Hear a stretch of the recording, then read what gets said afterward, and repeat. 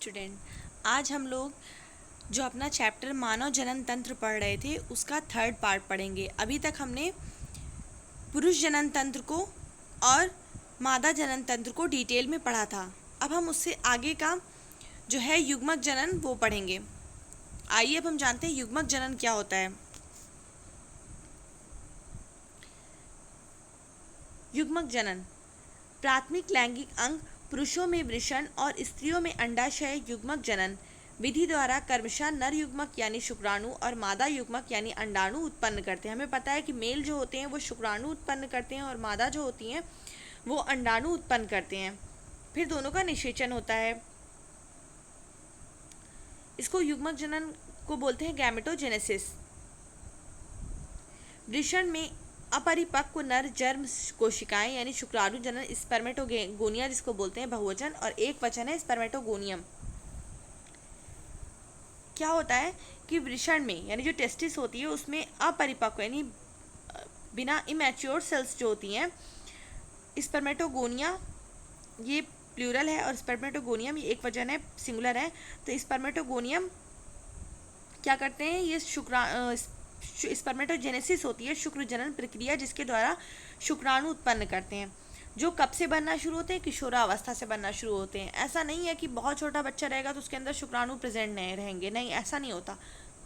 Mail और female दोनों में ही होता है कि जो अंडाणु का बनना है और शुक्राणु का बनना है वो किशोरावस्था से शुरू होता है।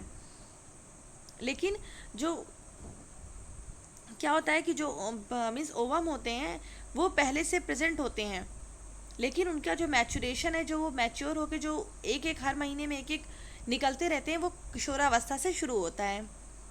शुक्रजनक नलिकाएं यानी सेमिनिफेरस ट्यूब्यूल्स की भीतरी भित्ति में उपस्थित शुक्राणुजनक समसूत्री विभाजन यानी माइटोटिक डिवीजन द्वारा संख्या में वृद्धि करते हैं। क्या होता है, टेस्टिस होता है, उसके अंदर सेमिनिफेरस ट्यूब्यूल्स प्रेजेंट होते हैं। वहाँ पे टेस्टिस के अंदर ही स्पर्मेटोजेनेसिस होती है यानी शुक्र जनन होता है जिससे शुक्राणु बनते हैं। और किस विधि द्वारा, यानी माइटोटिक डिवीजन, समसूत्री विभाजन होता है। प्रत्येक शुक्राणुजन द्विगुणित होता है यानी कि उसमें 46 गुणसूत्र होते हैं। कुछ शुक्राणुजनक में समय समय पर अर्धसूत्री विभाजन या अर्धसूत्रण मियोटिक डिवीजन होता है, यानी कि क्या होता है कि मियोटिक डिवीजन होता है जिसमें कितने क्रोमोसोम हो जाते हैं, 23, इसमें 46 क्रोमोसोम है तो 23 हो जाएंगे, जिनको प्राथमिक शुक्राणु कोशिकाएं प्राइमरी स्पर्मेटोसाइसिस कहते हैं। एक प्राथमिक शुक्राणु कोशिका प्रथम अर्धसूत्री विभाजन यानी न्यूनकारी विभाजन को पूरा करते हुए दो समान अगुणित कोशिकाओं की रचना करते हैं, जिन्हें द्वितीयक शुक्राणु कोशिकाएं यानी सेकेंडरी स्पर्मेटोसाइट्स कहते हैं। यानी कि क्या होता है कि अर्धसूत्री विभाजन कर जाते हैं तो एक हो जाता है वो प्राथमिक शुक्राणु कोशिकाएं बन जाता है, दूसरा होता है वो द्वितीय शुक्राणु कोशिकाएं बन जाता है, सेकेंडरी स्पर्मेटोसाइट्स। तो इस तरह से कितना हुआ, 23 क्रोमोसोम्स हुआ जब इसमें अर्धसूत्री विभाजन होगा। द्वितीय शुक्राणु कोशिकाएं, फिर दूसरा अर्धसूत्री विभाजन होगा जिसमें 4 बराबर अगुणित शुक्राणु स्पर्मेटिड्स पैदा करते हैं। शुक्राणु प्रसूओं में गुणसूत्रों की संख्या कितनी होनी चाहिए, शुक्राणु प्रसू रूपांतरित होकर शुक्राणु स्पर्मेटोजोआ स्पर्म बनाते हैं। इस प्रक्रिया को शुक्राणु जनन या स्पर्मियोजेनेसिस कहा जाता है। फिगर जो दे रहा है 3.5 में, तो ये देखिए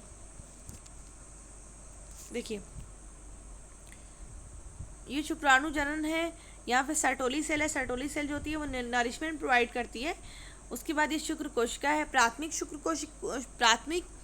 शुक्र कोशिका बन रही है यहाँ पे, फिर ये सेकेंडरी बन रही है, उसके बाद उसी से बन जा रहे हैं शुक्राणु।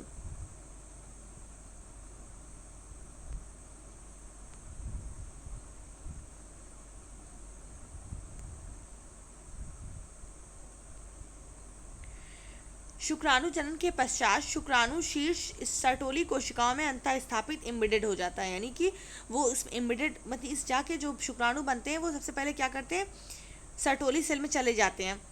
अंत में जिस प्रक्रिया द्वारा शुक्राणु जनक नलिकाओं से मोचित या रिलीज होते हैं उस प्रक्रिया को वीर सेचन या स्पर्मेशन कहते हैं। यानी जिस प्रक्रिया से स्पर्म बाहर निकलते हैं उसको बोलते हैं वीर सेचन या स्पर्मेशन। शुक्राणु जनन प्रक्रिया किशोरावस्था यौनारंभ से होती है, यानी अभी हमने बताया कि बच्चों में नहीं होती है, क्योंकि इस दौरान गोनाडोट्रोपिन रिलीजिंग हार्मोन GnRH के श्रवण में काफ़ी वृद्धि हो जाती है। यानी क्या होता है कि GnRH एक हार्मोन होता है, वो बॉडी से निकलने लगता है। तो फिर जब ये निकलने लगता है तब जो शुक्राणु बनने की जो प्रक्रिया है तब शुरू होती है। आपको याद होगा कि अधिष्ठेतक हाइपोथैलेमिक हार्मोन है, यानी कि हाइपोथैलेमस से रिलीज होता है। ब्रेन में जो हाइपोथैलेमस होता है मस्तिष्क में, वहाँ से रिलीज होता है। और ये कहाँ पे काम करता है? अग्र पीयूष ग्रंथि यानी एंटीरियर पिट्यूटरी ग्लैंड पे काम करता है।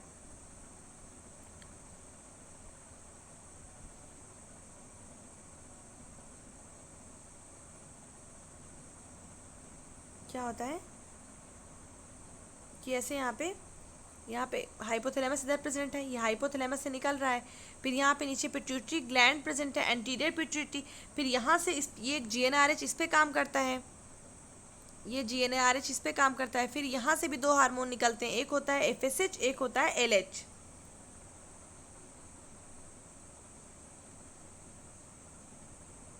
फिर FSH LH जो होते हैं वो एंड्रोजन हार्मोन निकालते हैं, जिसके प्रभाव में फिर उसके बाद शुक्र जनन प्रक्रिया होती है। ठीक है, देखिए यहाँ पे दिया भी है कि ये अग्रपीयूष ग्रंथि पर काम करता है तथा दो गोनाडोट्रोपिन हार्मोन पीत पिंडकर यानी ल्यूटिनाइजिंग हार्मोन जिसको LH बोलते हैं, और पुट को दीपक हार्मोन यानी फॉलिकुलर स्टिमुलेटिंग हार्मोन या FSH बोलते हैं।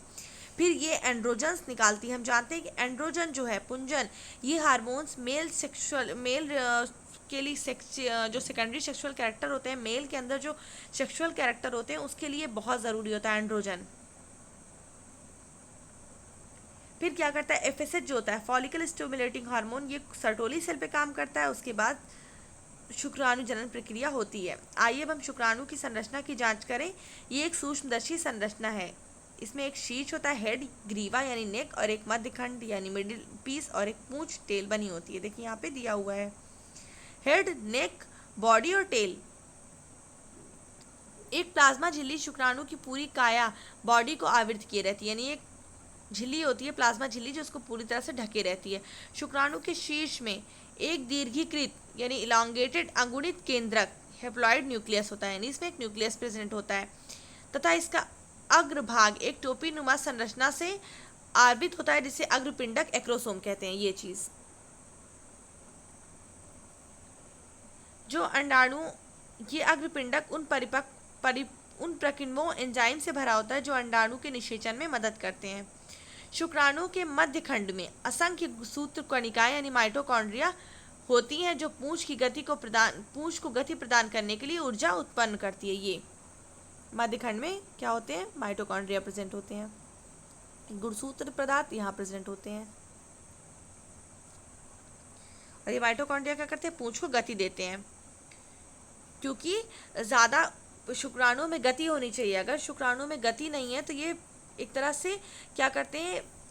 फर्टिलाइजेशन नहीं होने देते, एक तरह से स्टेरिलिटी हो जाती है, जिससे जो मीन्स माता पिता जो बनने की प्रक्रिया होती है वो नहीं हो पाती है, क्योंकि शुक्राणु जो होते हैं वो ओवम तक पहुंच ही नहीं पाते हैं। इनफर्टिलिटी कॉज करा देते हैं,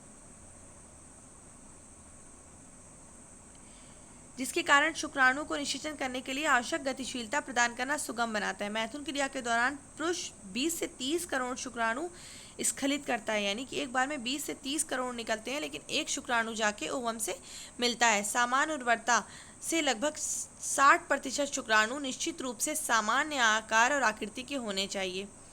इसमें से कम 40% आवश्यक रूप से समान जनन क्षमता के लिए तीव्र गतिशीलता प्रदर्शित करते हैं, यानी कि 40% को मोटाइल होना पड़ेगा, तब फिर वो जाते हैं, उसमें से एक कहीं जाके ओवम से मिलता है, निषेचन करता है।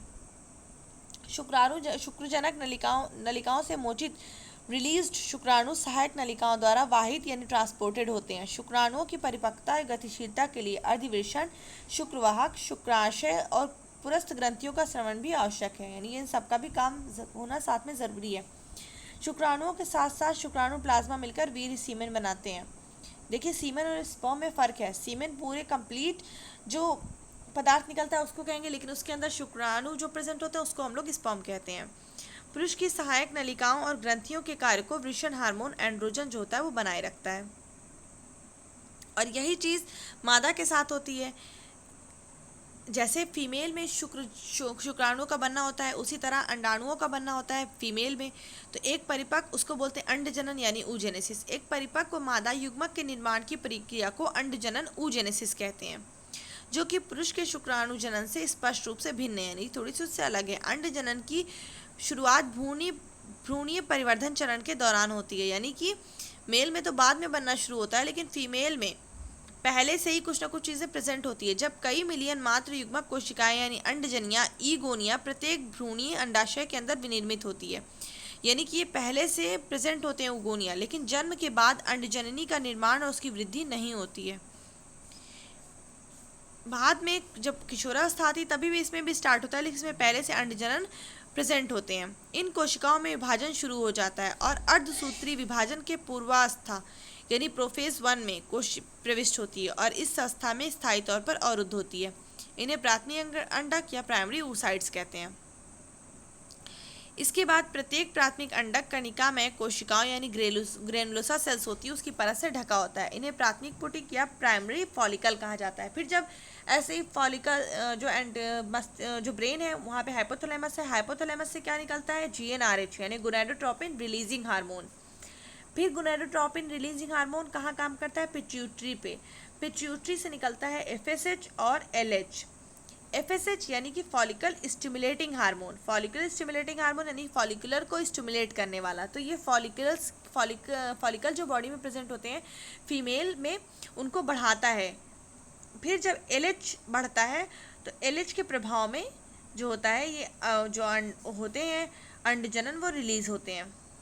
फॉलिकल जो होता है बढ़ के रिलीज होता है। एक प्रक्रिया द्वारा इन पुटकों की भारी मात्रा में जन्म से यौनारंभ तक ह्रास होता रहता है। इसलिए यौनारंभ के समय प्रत्येक अंडाशय में केवल 60,000 से 80,000 प्राथमिक पुटक ही शेष बचते हैं, यानी 60,000 से 80,000 तक बनते हैं और हर महीने एक जो होता है वो निकलता है, लेकिन उसके साथ कई निकलते रहते हैं, कई बढ़ते रहते हैं। एक प्राथमिक पुटिक कणिका में कोशिकाओं के और अधिक परतों से आवृत हो जाते हैं तथा एक नए प्रावरक थिकल स्तर से घिर जाते हैं, जिसे द्वितीय पुटक कहते हैं, यानी कि मैच्योर होते हैं, द्वितीय पुटक में बदल जाते हैं।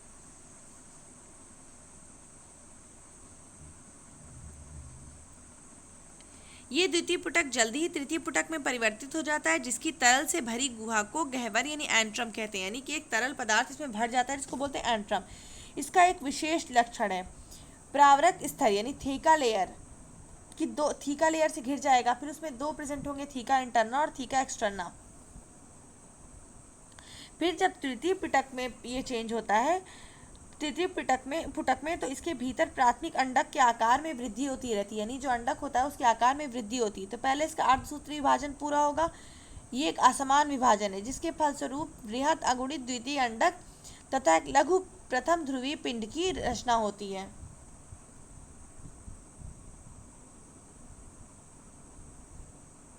ये देखिए यहाँ पे अंडजननी होता है, सूत्री विभाजन विभेदक, ये प्राथमिक अंडक बन गए।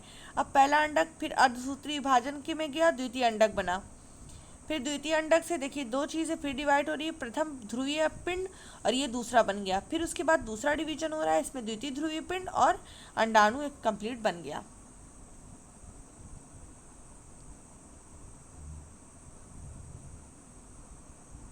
क्या होता है कि यही जो हमारा थीका सेल से जो घिरा हुआ तैयार होता है, उसके बाद उसमें तरल पदार्थ भर जाते हैं, इसे एंट्रम कहते हैं। फिर बाद में जो अंडक होते हैं उसमें वृद्धि होना शुरू हो जाती है। फिर वो अंडक जब रिलीज होता है, अंडोत्सर्ग होता है जिसको ओवुलेशन कहते हैं, उसके बाद ये फॉलिकल जो होते हैं खाली हो जाते हैं। उसके बाद इसी से हार्मोन निकलता रहता है। अगर प्रेगनेंसी हो जाती है तो ये हार्मोन निकालने लगते हैं, तो ये हार्मोन जो होते हैं प्रेगनेंसी को बनाए रखते हैं। वरना अगर ये रिलीज़ हुआ और उसके बाद इसका निषेचन नहीं हुआ, उससे कोई शुक्राणु नहीं मिला, निषेचन नहीं हुआ, तो फिर उसके बाद जिसे हम लोग मेंस्ट्रुअल साइकिल कहते हैं वो स्टार्ट हो जाता है। देखिए यहाँ पे आप देख लीजिए, देखिए FSH निकला और LH निकला, फिर उसके बाद LH बढ़ा यहाँ पे, तो फिर क्या हुआ, यहाँ पे अंडोत्सर्ग हुआ। फिर अंडोत्सर्ग के बाद देखिए वर्धनशील पीतपिंड है। फिर उसके बाद यहाँ से माहवारी जिसे मासिक धर्म कहते हैं प्रारंभ होता है। क्या होती है कि हमारी जो एंडोमेट्रियम ये हमारा यूट्रस है, ठीक है। यूट्रस की 3 लेयर होती है, पेरीमेट्रियम, और ये होती है मायोमेट्रियम, और फिर अंदर होती है इंडोमेट्रियम। इंडोमेट्रियम जो होती है वही शेड ऑफ करती है, क्या करते हैं, हार्मोन इस पर प्रभाव डालते हैं तो ये बढ़ती है। उसके बाद फिर जब मासिक का जब ब्लीडिंग स्टार्ट होती है, रक्त निकलना शुरू होता है, तो यही इंडोमेट्रियम जो होती है शेड ऑफ कर जाती है, गिर जाती है। फिर उसके बाद में फिर से अगले साइकिल में फिर से एंडोमेट्रियम बनती है, उसी वो है। फिर अगला हमें पढ़ना है आर्तव चक्र, इसको हम लोग अपनी नेक्स्ट जो होगी वीडियो इसमें पढ़ेंगे।